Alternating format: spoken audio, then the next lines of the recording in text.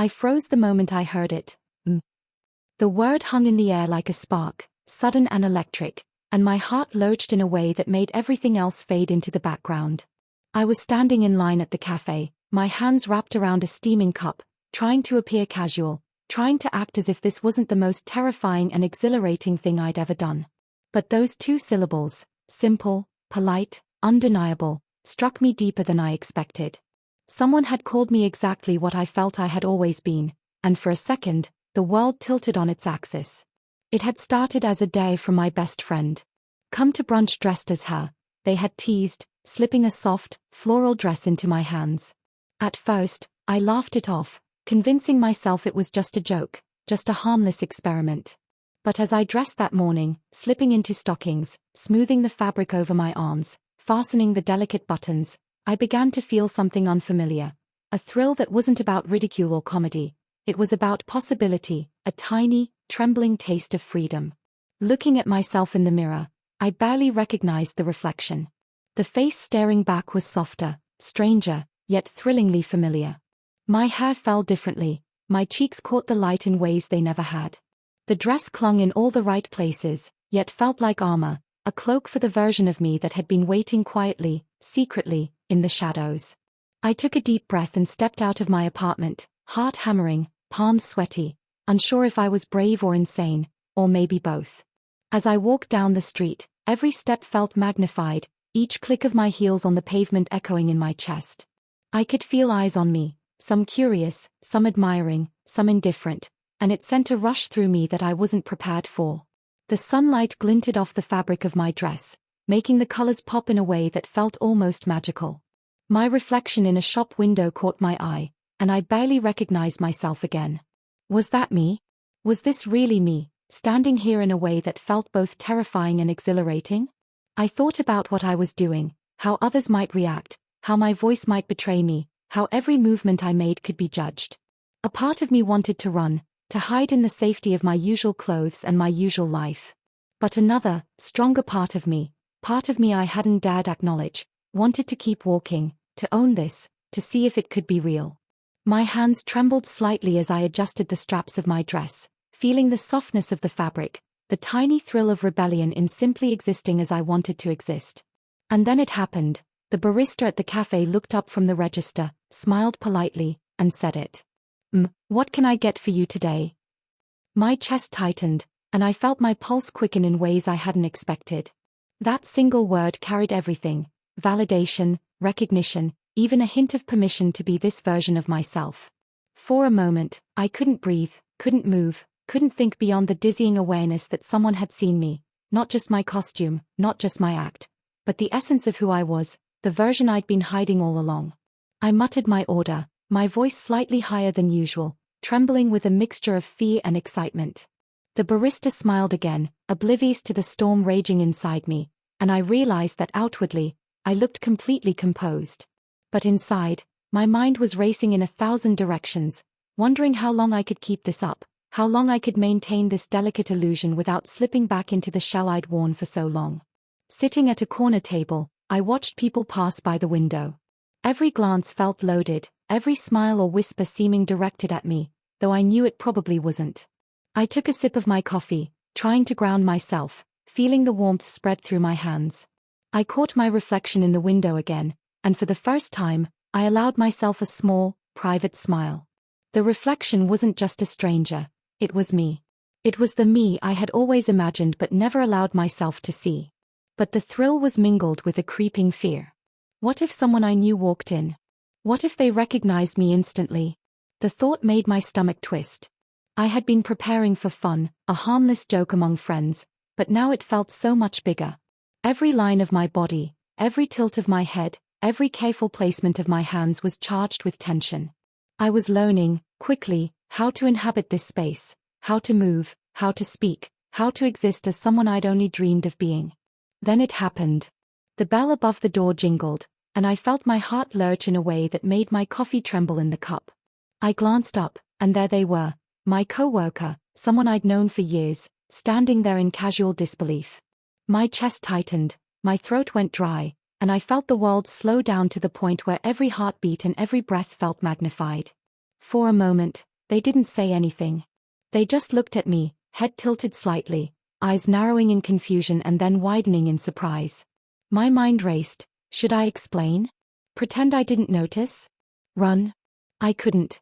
My legs felt like they were made of lead, glued to the floor. And then, in the softest, almost casual tone, they said it again.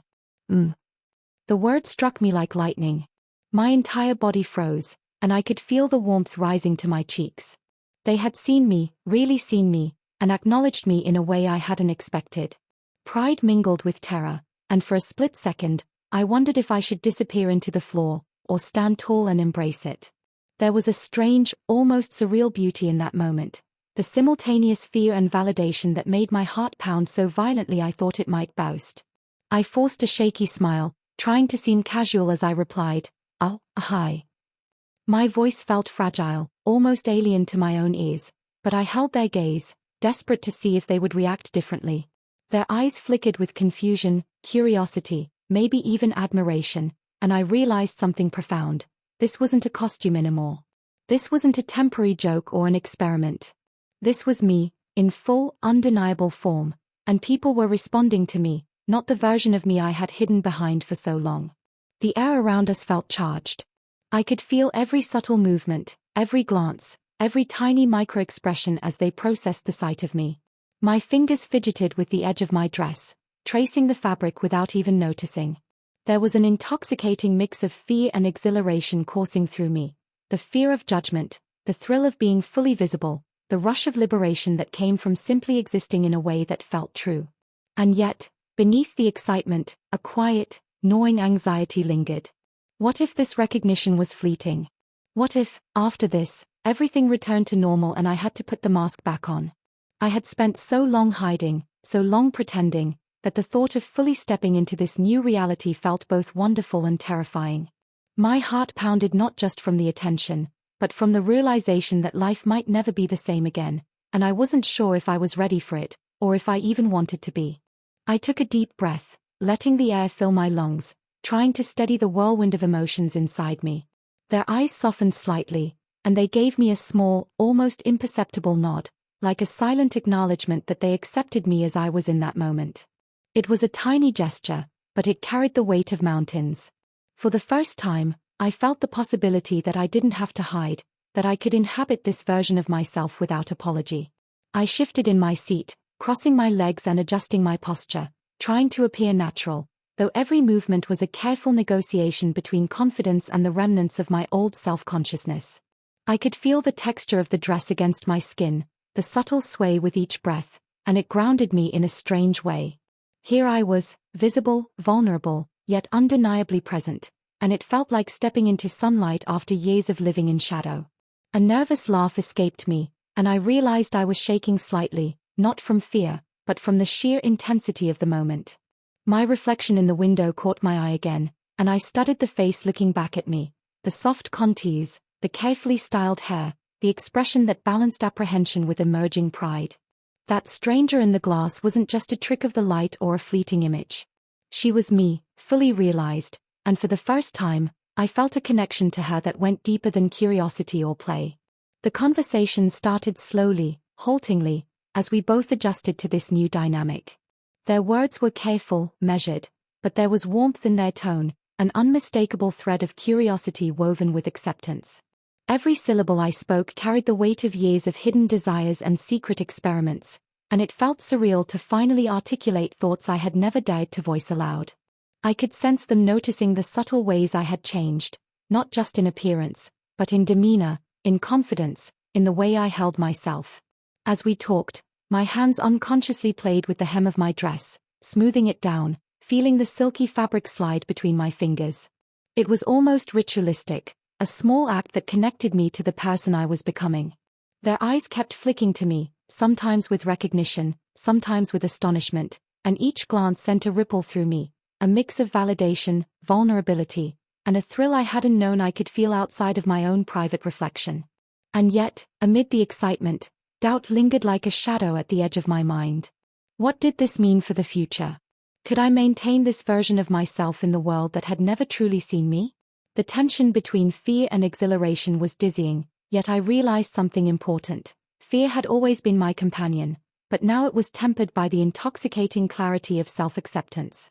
The stranger who called me had unknowingly handed me a mirror, and in it, I glimpsed not just how I appeared, but who I was meant to be. After a pause, I decided to take a small but deliberate step forward, literally and metaphorically. I shifted in my seat, letting my legs cross gracefully, and met their gaze with something I hadn't allowed myself to feel before: quiet confidence. The room seemed to shrink around us, and for a moment, it was just the two of us, suspended in the strange, delicate tension of recognition and curiosity. Their expressions softened, and I saw a flicker of admiration, not for a costume, not for a joke, but for me. I could feel my pulse in my temples, my hands resting lightly on my lap, aware of every detail: the way my nails caught the light, the way the fabric of my dress fell around me, the subtle sway of my hair. It was grounding, almost hypnotic, and yet liberating in a way that made my chest feel light, unburdened. For years, I had carried an invisible weight, a constant fear of discovery, and now it was shifting, transforming into a thrilling sense of possibility. But as the initial shock faded, new waves of uncertainty crept in. What would my friends think? Could they see past the exterior, past the dress, past the carefully crafted image, to the person I truly was? The tension in my chest was real, palpable, yet mingled with a strange euphoria. I realized that the world might see me differently now, but the most important eyes were the ones that mattered most: my own. I had finally begun to inhabit the self I had only whispered about in private, and it was intoxicating and terrifying at the same time. A soft chime from my phone broke the delicate spell of the moment, and I glanced at it, realizing that the outside world hadn't paused for my revelation. Messages, notifications, reminders, they all existed in parallel to this intimate bubble of discovery. And yet, I felt oddly disconnected from them, as if nothing beyond this room mattered. For once, my attention wasn't divided between who I was and who I pretended to be. I was here, fully present, fully me, and every passing second reinforced a truth I had been too afraid to admit. This transformation wasn't a fleeting whim or a joke, it was a revelation. Their eyes caught mine again, holding a mixture of surprise, curiosity, and something warmer: acceptance. It struck me then how much power those small acknowledgments carried, how much weight they could lift from the shoulders of someone long hidden behind fear and expectation. I felt a shiver run through me, not from cold, but from the realization that perhaps I didn't have to shrink back into the shadows. Perhaps I could step forward, even if only slightly, and let the world see me as I truly was. And yet, that same fear lingered, a faint but insistent whisper. What would happen if I stumbled, if I faltered, if the world refused to accept this version of me? My heartbeat thrummed like a drum in my chest, alternating between exhilaration and anxiety. But even in that uncertainty, there was a strange, thrilling beauty. I had crossed a threshold. I had walked through a door I'd been terrified to approach, and for the first time, I glimpsed the possibility of a life where I didn't have to hide. I could feel the air shift around me as I made a subtle move to stand, smoothing the dress one last time. The mirror across the room caught my reflection, and for a fleeting moment, I didn't recognize the person staring back. It wasn't a mask or a costume. It was me, distilled, unapologetic, visible in a way I had never allowed. My chest rose and fell with a mix of exhilaration and nervousness, every breath a reminder of how far I'd come and how uncertain the path ahead still was. Their smile, small but genuine, held an almost tangible warmth. It wasn't just admiration, it was acknowledgement of my courage, of the vulnerability I had exposed by simply being present in my truth. My heart raced as I realized that acceptance could exist outside my own reflection, that validation could come not only from the glass but from another human being witnessing my authenticity. A small laugh escaped me, nervous and shaky, but honest. I felt lighter somehow, like a weight I hadn't realized I carried had been lifted, just a little. But even amid this fragile triumph, doubt crept in like a shadow. What if this was temporary? What if the world beyond this room rejected me, laughed at me, or tried to push me back into the boy I had been? I swallowed hard, letting my fingers trace the edge of the mirror, the cool glass grounding me. For the first time, I realized that fear would always be part of the journey. But now, for the first time, I also knew that the courage to face it could be stronger. I had taken a step I could never undo, and somewhere deep inside, a spark of pride, fragile but unwavering, flickered to life. I took a tentative step toward the door, feeling the smooth sway of the dress with each movement, and realized that every motion was teaching me something I hadn't known I needed to learn: grace.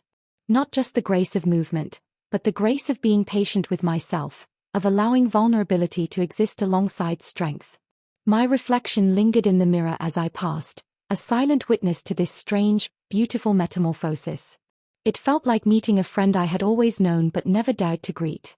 The room seemed to expand as I stepped fully into the light, and for the first time, I felt the weight of expectation lessen. I wasn't performing for anyone anymore, I was merely being. And in that moment, the world felt slightly softer, more forgiving, as if it too could learn to see beyond the surface. My mind wandered briefly to those outside these walls, to friends, family, strangers, and how they might react when confronted with this version of me. But instead of dread, a quiet thrill settled in my chest. I had the power to define myself, and that truth was mine, unshakable, regardless of their reactions. A deep breath filled my lungs, steadying the fluttering in my heart. I realized that this journey wasn't about a single night, a single dress, or a single reflection. It was about the cumulative courage of showing up for myself, time and time again. And for the first time, I didn't feel afraid. I felt alive. I stepped out into the world, the late afternoon sunlight spilling over the sidewalk and catching the subtle shimmer of my dress. Each footfall was a beat in a rhythm I was only just beginning to understand, a rhythm that said, I am here. I am me. And I will not apologize for it. People passed, glances flickering my way, some curious, some polite, and for a moment, my heart threatened to leap out of my chest with the anticipation of judgment. Then it happened. A soft, genuine came from someone ahead, and my body froze.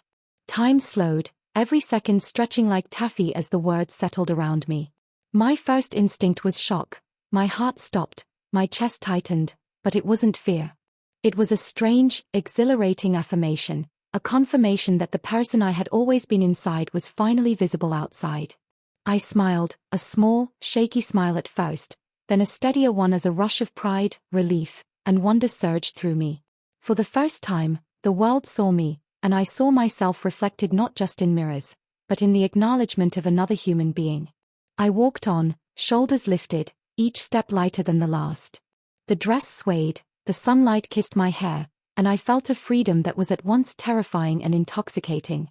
I knew there would be challenges ahead, moments of doubt, of judgment, of fear, but I also knew that this transformation wasn't just about clothes or appearances. It was about embracing the deepest truth of who I was and carrying it into every corner of my life.